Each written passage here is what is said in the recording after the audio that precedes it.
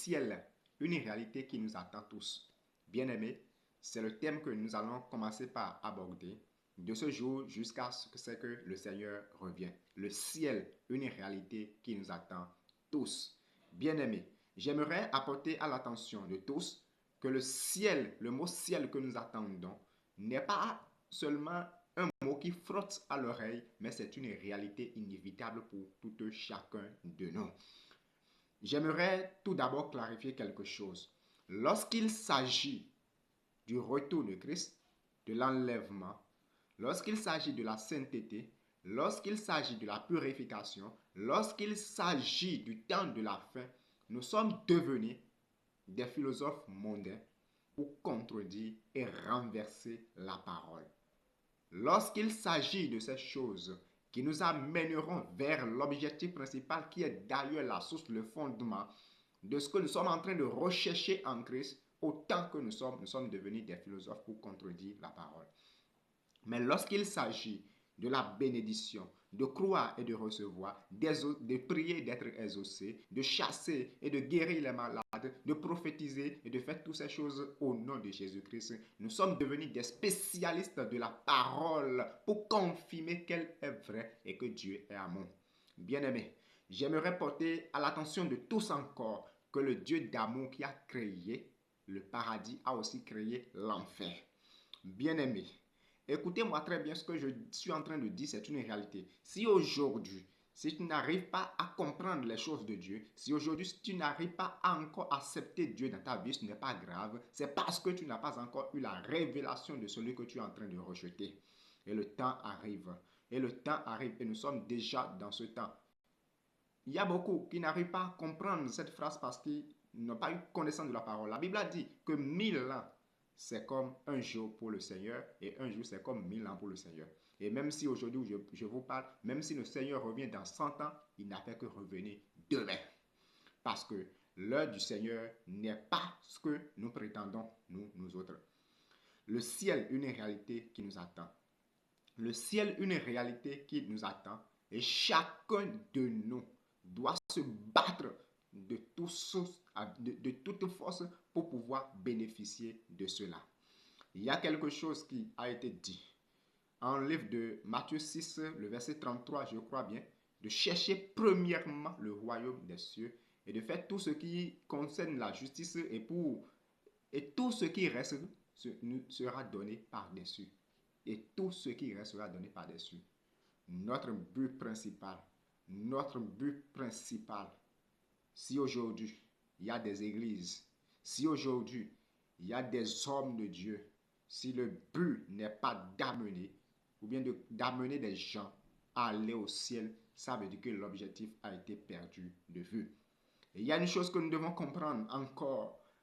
Apôtre Paul a enseigné une telle chose dans le livre des Actes des Apôtres, ce qui a fait qu'on l'a même arrêté, qu'il croit qu'au dernier jour, les morts ressusciteront. Jésus même l'a confirmé dans l'évangile de Jean, qu'au dernier jour, les morts ressusciteront. Les morts ressusciteront. Et ceux qui ont fait le bien vivront éternellement, et ceux qui ont fait le mal seront jugés. C'est Jésus même qui a confirmé de telles choses. Bien-aimés, si aujourd'hui, de vous à moi, si nous sommes encore en vie, c'est l'opportunité pour nous de mettre en ordre, de faire une mise à jour de notre vie avec Dieu. Avec Dieu. Nous devons faire une mise à jour de notre vie avec Dieu. Si aujourd'hui où tu me reçois, si tu es encore dans les péchés tels que la masturbation, l'adultère, l'impudicité et consorts, ce n'est pas encore grave, mais tu dois pouvoir comprendre que Christ est le chemin, la vérité et la vie, et de cela, il pourra te délivrer. Alors tu dois prendre l'engagement et de savoir que ces choses ne t'amèneront pas au ciel. Je sais que nous sommes dans la grâce, mais la grâce n'empêche pas de vivre selon les lois de l'Éternel, car ce sont ces choses qui nous amèneront au ciel. C'est ce qui nous amèneront au ciel. Par la foi, nous irons au ciel. Mais la Bible a dit encore que la foi sans les œuvres est une folie. Bien-aimé, la parole, elle est vraiment complexe où nous devons chercher à comprendre au-delà de l'écriture que nous sommes en train de lire, ce que révèle en réalité le cœur de l'Éternel. C'est ce qui est le plus important. C'est ce qui est le plus important. Nous ne devons pas rater le ciel. Qu'est-ce qui cela nous servira? De servir l'Éternel et de parler de Dieu et de parler de toutes ces choses. Et si au dernier jour nous sommes rejetés, apôtre Paul, lui qui a enseigné, qui a dit des choses, il dit, je cours vers la perfection, car je ne veux pas qu'au dernier jour que je parle de Jésus aux gens, mais je sois même moi-même disqualifié. Bien-aimé, si ces messages sont en train de sortir en ces temps-ci, ce ne sont pas des messages qui vont susciter en vous de la peur, du panique, non. Mais ce sont des messages qui auront incité en vous, qui ont suscité en vous le réveil de votre conscience. C'est vrai aujourd'hui, il y a plus de millions, des milliards de personnes qui sont en train de perdre. Mais la Bible nous a recommandé une chose, d'abord nous qui sommes chrétiens, que nous avons le droit d'être parmi eux, mais d'être différents et encore heureux. Bien-aimés, ne permets pas à ce que la masse qui se perd te corrompe.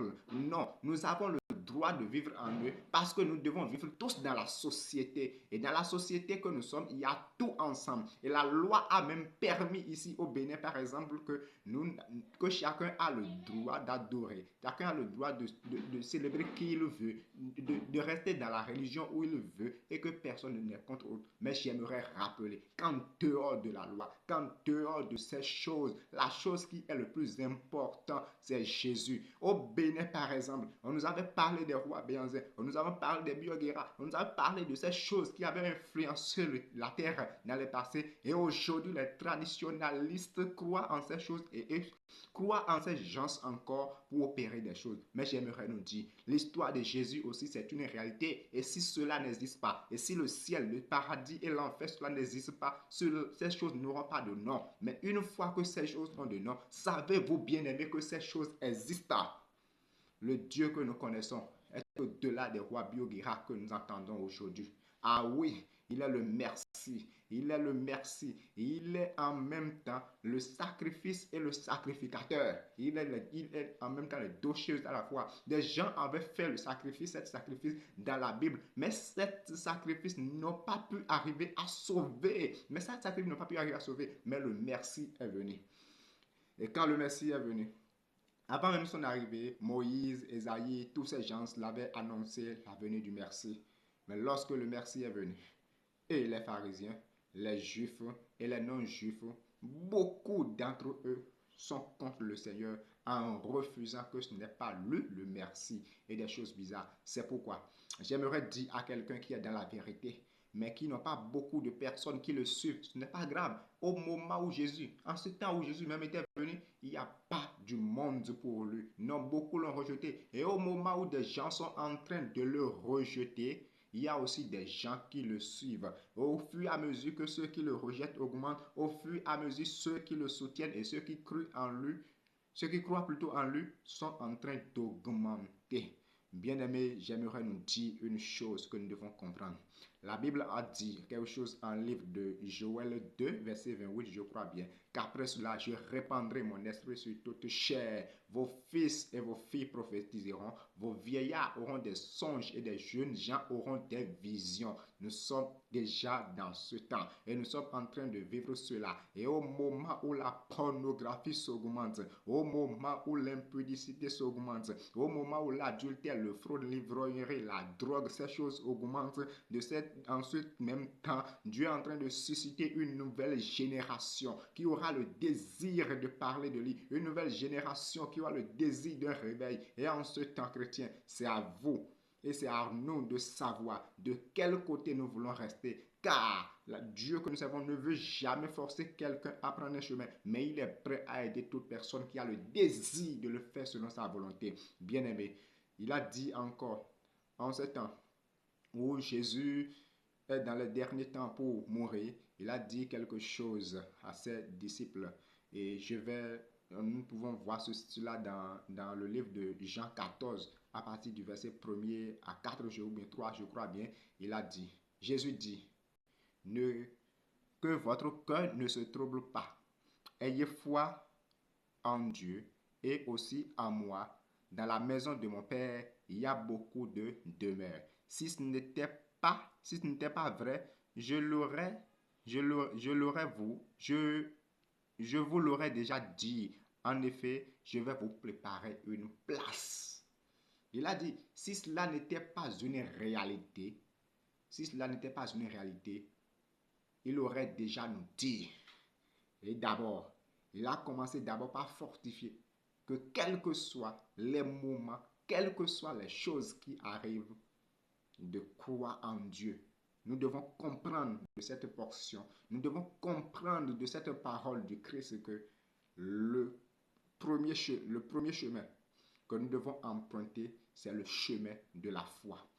Il a dit, croyez en Dieu et croyez en moi. Après cela dit, si le ciel, cela n'est pas, il y a beaucoup de demeures dans la maison de son Père. Et si cela n'était pas une réalité, il l'aurait déjà nous dit. Et il a dit encore chose, quand j'irai, je vais vous préparer une place. Et cette place, qui sont ceux-là qui seront des bénéficiaires de cette place. Bien-aimés, nous devons mener une vie de sainteté. Nous devons mener une vie de sainteté. Nous devons mener une vie de sainteté. Une vie qui est conforme à la parole. Une vie qui est conforme à la parole. Une vie qui est conforme à la parole. Des gens sont en train de se détourner de la vérité à cause de l'argent. Dieu n'est jamais contre la richesse et ces choses. Car bien même, recevoir Jésus, c'est gratuit. Mais aller évangéliser, l'évangile même nécessite de l'argent. C'est pourquoi tous les chrétiens d'ailleurs doivent travailler pour pouvoir soutenir l'œuvre de Dieu. Pouvoir soutenir l'œuvre de Dieu. Dieu n'est pas contre la richesse. Mais bien aimé, partout où nous sommes en train de travailler, nous devons proclamer ce nom. Et s'il y a un boulot qui va nous empêcher d'être en communion avec lui, bien aimé, je vous invite à laisser. C'est mieux que d'aller au ciel, que de rester un boulot qui ne t'apporte que des miettes et rater l'enlèvement.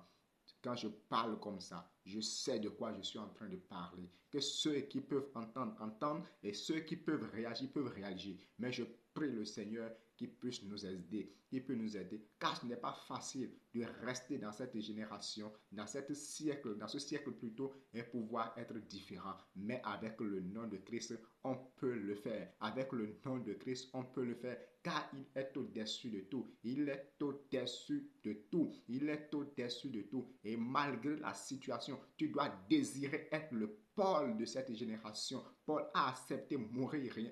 Paul a accepté être emprisonné rien que pour dire la vérité, rien que pour annoncer la vérité. C'est comme ça, nous devons commencer par désirer les choses. C'est comme ça, nous devons commencer par voir les choses. C'est le moment où nous devons évangéliser autrement. Nous devons évangéliser autrement. N'utilisez pas seulement vos comptes TikTok pour des vauriens. N'utilisez pas seulement vos comptes Facebook pour parler de Jésus. Annoncez son nom. Annoncez son nom. Car nous sommes dans les temps de la fin. Si vous ne croyez pas, nous sommes dans les temps de la fin. Et la Bible a dit, même les morts seront ressuscités. Ceux qui sont dans le séjour des morts, le temps arrive.